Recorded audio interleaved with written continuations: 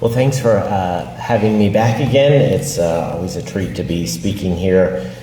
And it's particularly nice to be back with Professor Lane-Steele, who, as the folks before me mentioned, had engaged in our discussion last year about abortion. The folks did not mention that she prevailed in the vote in that discussion, but I'm hoping that maybe a student can get me over the hump this time.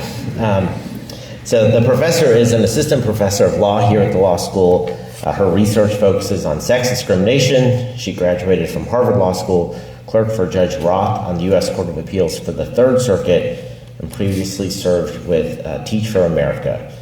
This is one of our opponents for the evening, and she is most welcome. So join me in welcoming her.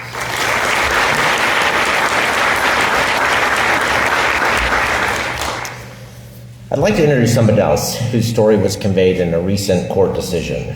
Her name is Sydney Wright. As a teenager, her father kicked her out of the house after he learned that she was attracted to women, and Wright began questioning if she was really a man. Wright saw a counselor who recommended that she begin taking testosterone and undergo a double mastectomy. Sydney said, quote, "No doctor or therapist suggested I give myself time to grow up or suggested counseling for what was causing my feelings." The counselor never explored her relationship with her parents or the years of sexual molestation she endured. She started testosterone injections after a 10-minute appointment with a physician who told her to learn, quote, on YouTube how to give yourself the shots. Testosterone caused her voice to deepen permanently. She gained 50 pounds and became pre-diabetic. After a year, her blood thickened, her red blood cell count increased, and she developed a blood disorder that could lead to heart attack and stroke. After a year of this, her grandfather asked her to take a break. Her grandfather never cared how I looked, she said, but he was worried about her health. Wright agreed to take a break and decided for counseling instead of hormones. She still suffers negative side effects from the massive doses of testosterone that she was on. Her gynecologist told her she may never be able to have children. There are many stories of others who were similarly and irreversibly harmed by the drugs and surgeries we're discussing here tonight. So I'd like to turn to introducing those drugs and surgeries because many of you may not be familiar with them. Gender dysphoria is the psychiatric condition that is the focus of the discussion. It's characterized by mental distress associated with identifying as a gender different from one's sex. It is not the same thing as being transgender. Most transgender people or people of other gender identities do not have gender dysphoria. Rates of gender dysphoria are rising sharply. 2021 saw 3 times more diagnoses of gender dysphoria among minors than 2017. Historically, gender dysphoria arose in children, primarily young boys. Now it is overwhelmingly presenting in adolescent girls. The United Kingdom reports that the number of adolescent girls seeking sex transitioning exploded over 4,000% in the last decade. We don't fully understand the rise in gender dysphoria or the change in patient population. Doctors use 2 primary methods to address gender dysphoria in minors. One is known as watchful waiting with psychosocial therapy. The other is medical gender transition. The watchful waiting model calls for monitoring a minor's development and treating psychological causes of distress. If left untreated by medical interventions, gender dysphoria historically has gone away on its own for the large majority, about 85% of children who presented with gender dysphoria. Psychosocial therapy involves counseling that seeks to identify and address the cause of dysphoria and any other mental conditions. Psychotherapy is not conversion therapy. The goal is to alleviate distress, not change a person's gender identity. The medical pathway is different. It came into use in the late 1990s in children. It consists of 3 primary components. First, puberty-blocking drugs for those in early puberty. Second, cross-sex hormones, so massive doses of estrogen in males or testosterone in females. And then last, surgeries, both top surgeries and bottom surgeries. All of these happen in minors. You hear sometimes today the surgeries do not happen in minors. That is false. There have been hundreds, if not thousands, of insurance claims in the last decade for cross-sex hormones and surgeries in minors. These surgeries include things like a vaginoplasty in a young male, which involves removing the penis, testicles, and scrotum, and then using the penile and scrotal skin to line a neovaginal canal, the space between the rectum and the prostate and bladder. When a young boy is put on puberty blockers at the start of puberty blockers, followed by massive doses of estrogen, followed by this surgery, there's often not enough penile tissue to create a neovagina, which results in surgeons taking tissue from the colon, which substantially increases the risk of complications. These are complicated procedures, which is why Vanderbilt University in Tennessee started a clinic, seeing these interventions as huge moneymakers, and that's a quote. These medical interventions are the topic of our debate tonight, and what over half of the states, now including South Carolina and Tennessee, have regulated in minors. That point is important. They have prohibited subjecting only minors to these interventions. So what does the evidence say about these interventions? What are the costs and the benefits? One might say, hey, that story about Sidney Wright, that's just an anecdote. That's just one story. And you're right, it is just one story. It's an anecdote. So I'll go from the bottom of the evidentiary pyramid, which is anecdotes and case reports, to the top, which are systematic reviews of the evidence. That's when a researcher sits down and looks at everything that has ever been published in a medical journal about this topic and assesses the quality of the studies, things like did it control for other variables? How did it structure? How did it gather the participants? The quality, and then the results. What did the study find? And then they look at every single study that's ever been written on the topic and synthesize it into a report. There have been about plus or minus a dozen systematic reviews of gender transitioning interventions in minors. Not one has found that any high-quality evidence supporting any benefit from these transitioning interventions in minors. Just a few days ago, one came out by Canadian epidemiologist Gordon Guyatt, who's the founder of evidence-based medicine. He wrote, quote, "The overarching theme from this and every other systematic review is the lack of high-quality evidence for individuals with gender dysphoria to take gender transitioning puberty blockers and cross-sex hormones." In other words, we don't know that there's any benefit at all.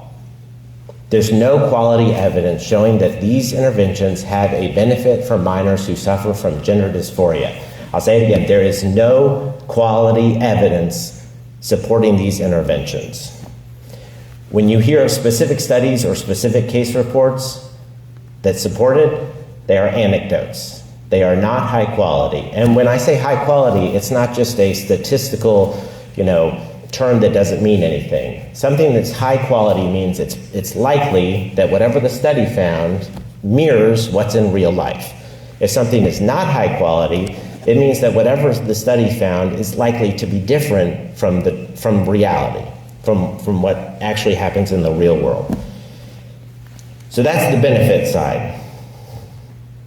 The same finding has been made about whether these interventions prevent suicide. The World Professional Association of Transgender Health's own systematic review said, quote, "It is impossible to draw conclusions about the effects of hormone therapy on death by suicide." So on one side, we have no certain benefits. On the other side, we have certain risks. If puberty blockers are used at the start of puberty, as current guidelines suggest, and then a person is moved on to cross-sex hormones, the person's reproductive organs remain in a permanently immature, undeveloped state, and permanent sterility will result. Likewise, when puberty blockers are followed by cross-sex hormones, the person's sexual function is permanently disrupted. WPATH, again, the World Professional Association of Transgender Health, president, who has performed hundreds of these surgeries, admitted that, quote, "Really about zero biological males who block puberty at Tanner stage 2 will ever go on to achieve an orgasm." Other risks include risk of heart attack and stroke, irreversible vocal cord changes, breast cancer, bone density problems, risk of altered brain development, and psychosocial harms from delayed puberty. And of course, again, underlying all these risks is the reality that a person's gender identity may change. Historically, the desistance rate for gender dysphoria has been over 85%. So what is our position in this debate? We ask only that children have the opportunity to make these significant lifelong decisions once they can fully appreciate issues like their own fertility and sexual function when they are an adult. Just as many states and the American Academy of Pediatrics say children should not be able to get a tattoo because of their limited decision-making capacity and because their parents cannot substitute for making such a life-altering decision, they should not be subjected to these experimental treatments with no certain benefits and certain risks. This is why many European countries have sharply restricted these interventions. Health authorities in Sweden, Finland, Norway, and the United Kingdom have all concluded, quote, the risks of puberty blockers and cross-sex hormones currently outweigh the possible benefits. So the question now is, can a state constitutionally pass a law like this? The other side will argue that such laws violate the Equal Protection Clause. As most federal appellate courts have agreed, they do not. The default constitutional rule is that states may protect the health and welfare of citizens. Hence, for instance, laws that prohibit minors from getting tattoos or riding jet skis or driving cars. The medical field, too, commonly requires such regulation. After all, the FDA tells us all the time whether we can or can't take a drug. And there's more negative examples.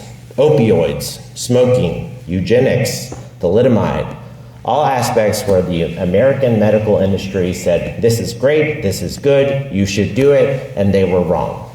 And the government stepped in to protect citizens from doctors who were more interested in either their own finances or ideology than in their patient welfare. Nothing in the Constitution prevents states from acting to protect children in this way. First, if what matters is the original public meaning of the Constitution, and the Supreme Court has said that is what matters, the Equal Protection Clause is limited to discrimination based on race. Applying intermediate scrutiny to sex classifications is an invention of the 1970s and has no basis in the original meaning of the Constitution, nor is it capable of principled resolution. The other side will argue what is an important government interest and is it substantially related to is the law substantially related to that interest? That's the traditional articulation of intermediate scrutiny that applies to sex-based classifications under current precedent. It's also not capable of neutral principles in its resolution. It leaves it entirely up to a particular judge who inevitably inserts his or her own personal policy preferences. But even if I'm wrong about that, even if the clause does cover sex discrimination, this law does not discriminate based on sex. It doesn't matter whether you're a boy or a girl. You cannot be subjected to these experimental treatments. To be sure, some of these drugs can be used for other purposes in children, but that doesn't show discrimination based on sex, but discrimination based on treatment, which does not give rise to intermediate scrutiny.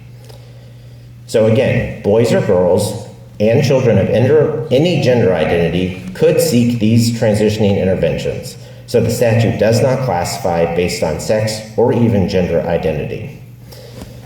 To unpack that a little bit more, start with puberty blockers. Puberty blockers, the other prominent use is to treat precocious puberty in children who are less than age 8 or 9. Here, the use is different. When used for gender dysphoria, a child doesn't go on it until puberty has started, normally, usually around between ages 9 through 12. It's not the same intervention, and boys or girls, neither one, can access puberty blockers as a treatment for gender dysphoria, but both can access puberty blockers as a treatment for precocious puberty. There's no sex discrimination. The sexes are treated exactly the same.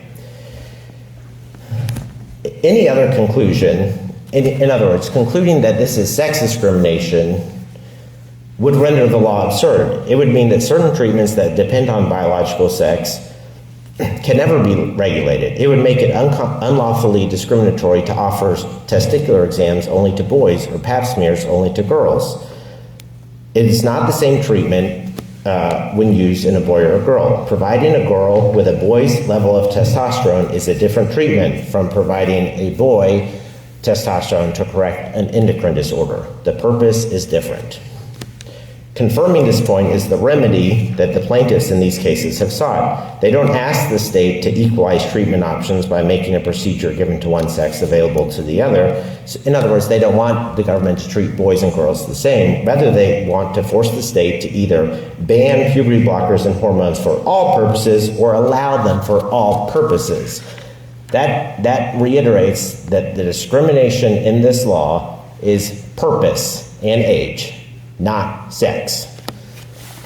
Because of that, only rational basis review applies at most. I would also note that rational basis has no support in the original meaning of the Constitution. There's nothing that lets judges impose their own views of rationality on the people. But that doesn't really matter because the rational basis review test is easily satisfied here. Under that test, the actual purpose of the law doesn't matter, the state doesn't need any evidence, and it doesn't matter whether the law is over and under inclusive. All you need is a legitimate government purpose, here, protecting children, and a law that hypothetically could further that interest, given that multiple European countries have cut back on these interventions for precisely the reason to protect children. There's obviously a rational basis for these laws.